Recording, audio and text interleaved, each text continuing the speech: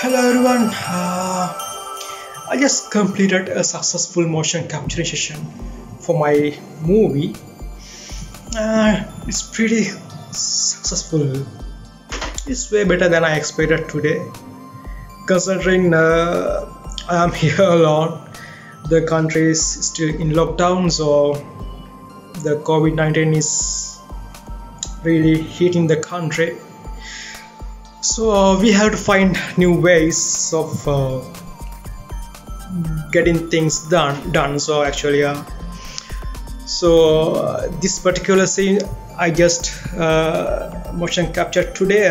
Actually, it's a conversation between two characters. So I had to improvise. I had to do the both dialogues of both two characters by myself. But I think I did a pretty good job. So okay, let me show you the setup. Alright, here it is. Yeah, this is a really small room. This is my studio room. It's not a big one actually. Yeah, it's a really small one, so I had to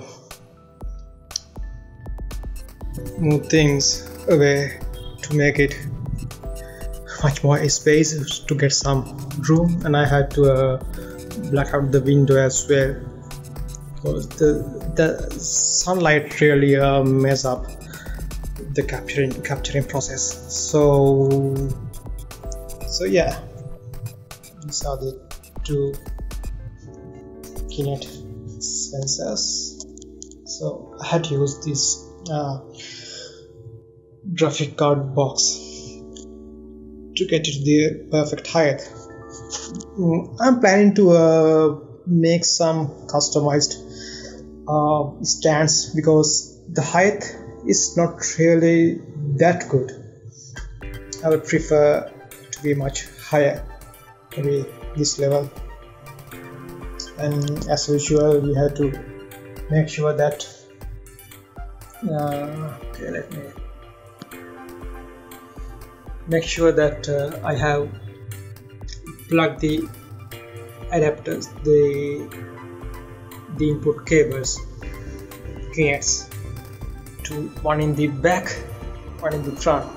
Make sure that because the front sensors should be attached or plugged into the computer by using different USB bus drivers is essential, otherwise it won't work. Alright, so basically that I have this big TV screen here. I used to preview the script, this screenplay, basically the dialogue that I am supposed to give while I do my performances. So yeah, and I also use this headband mic, so I can use it and I can wear this and I can deliver the dialogue. So you can see this here, the audio level indicator. So basically I can deliver my dialogue and I can record it as I actually it records automatically, the software records it, so I can use that dialogue as a guide when I do the actual animation. It's really essential because actually I will dub the final product with proper voice actors, but actually I'm going to need something as a guide audio to make the animation. So it is really important that you record the audio. If there is any dialogue, make sure that you record the some guide layer dialogue. It really helps. So this is the basic setup. I wish I had a bigger room as my studio, but here I am, and also it's COVID COVID-19, the pandemic is really killing our gains in every way possible, in our production, in our life, and but whom to blame? It's human. It's also us who is responsible for our mistakes that we is on us actually. Okay, anyway, that I improvised many things by delivering the both. See here, there are two different actors, but I had to deliver myself both lines.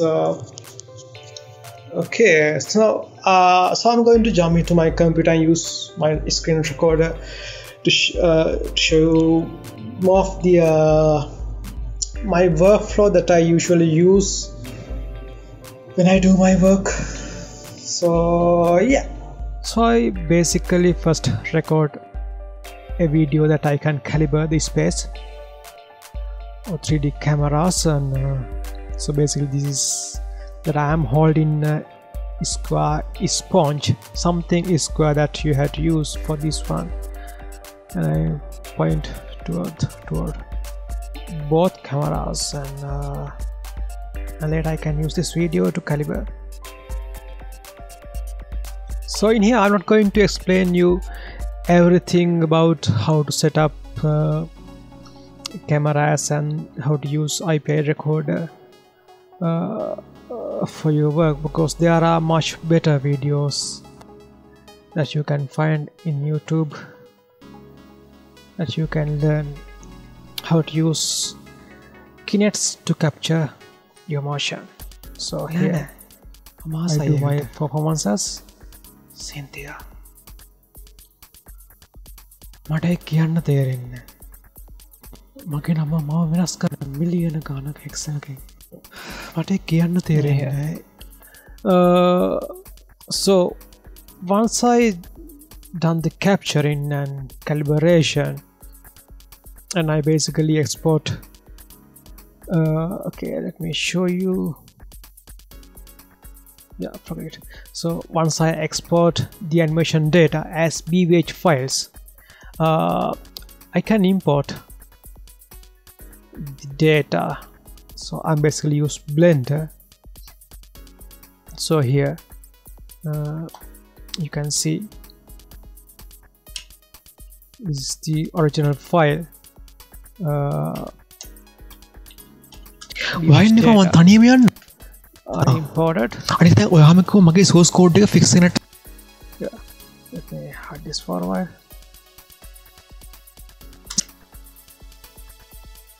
So this is raw data that I imported from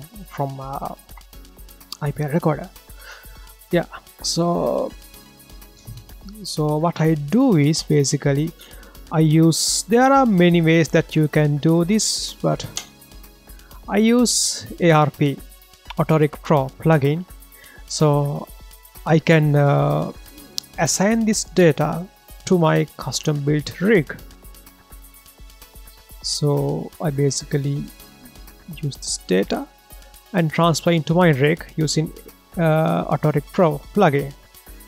There are other ways that you can do this, but I find this thing is easy because it is always better to save some time by letting the program handle the excess work or the heavy work. So anyway, once I transfer the data, so as I mentioned earlier, so this is the guide layer that I recorded while I doing my performances. So this is really helpful. This is not the final audio, so I'm going to dub the movie anyways at the end. So anyway, that this is really helpful. You can see that without audio, this is how it looks.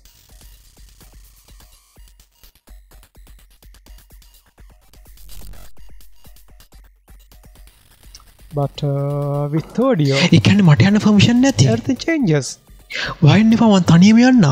I know that you won't understand this is in Sinhala, in my native language, but you get the point, right? This is the original voice that I recorded once while I doing my motion capturing. So it helps.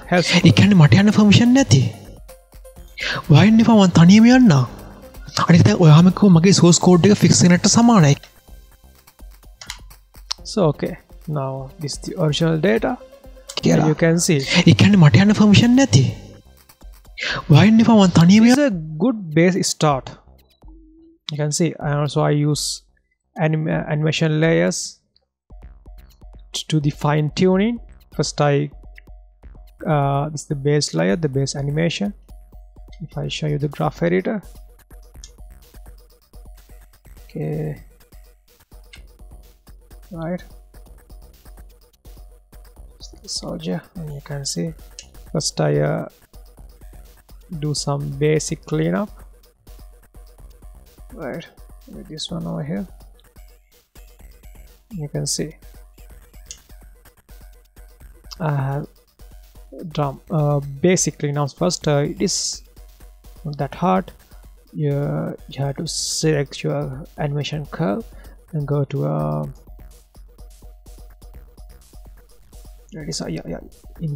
in key, and you can decimate. You can see here you can use these decimate commands to decimate your animation curve, so you can get rid of those hiccups, or if there are any misbehaving keyframes, and say that maybe you have some unwanted animation like this. So you can simply delete those keyframes if there is any. So basically first you have to do some basic cleanup.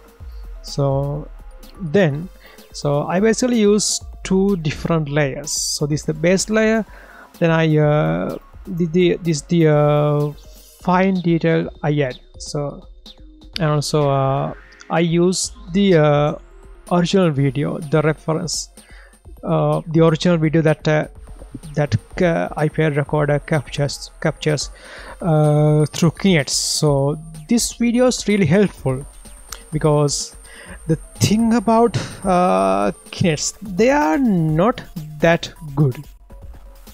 Okay, take that in.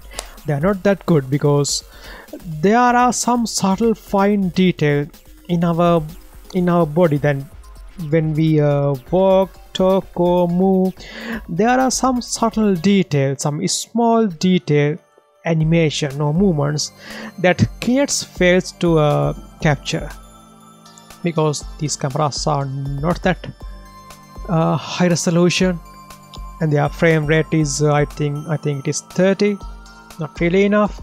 So basically what you get is some smooth animation. You can see in here in this original animation. That's not that's just motion from, it's like post to post animation, one post to another, not enough details. So you have to, if you want this to be a production level, you have to do some serious animation. So this video that I record, that the software records while you do the performance, is really helpful. So as using this reference video, I basically add some secondary motion. You can see here in this layer, so basically add some subtle see here some subtle details, but it's really seen in the final product, because our eyes are really good at capturing our motion. Our eyes are really good separating the bad animation with good ones. You cannot analyze it, but your brain recognize bad animation. So you can see that the essence is in much curviness here, but it is still at some extra level of detail.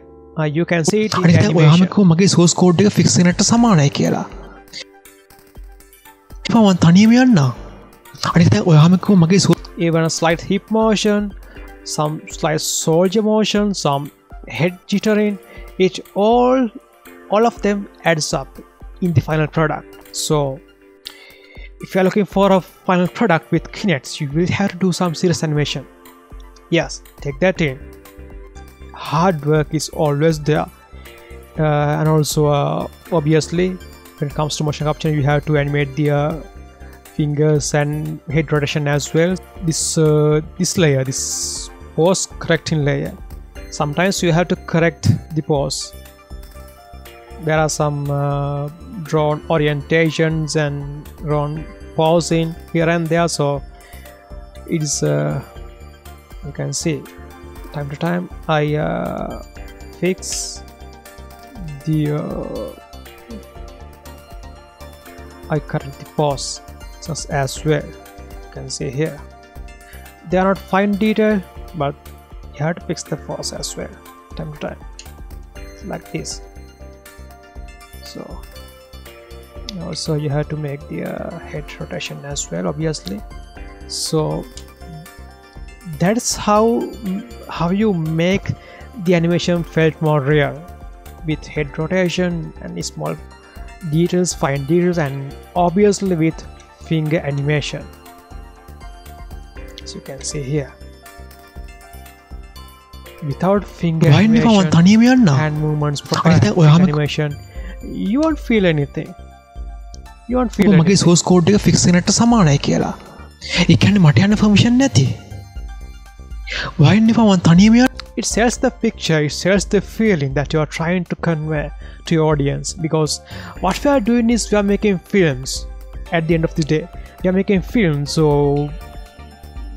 you have to consider about the feeling, how this character want the audience to be felt. So I know it's the job of the filmmaker, so I'm a filmmaker as well, so I know how the audience will feel, because you can see here with this character there's no finger movement. අනිත් දැන් ඔයාම කිව්ව මගේ source code එක fix වෙනට සමානයි කියලා.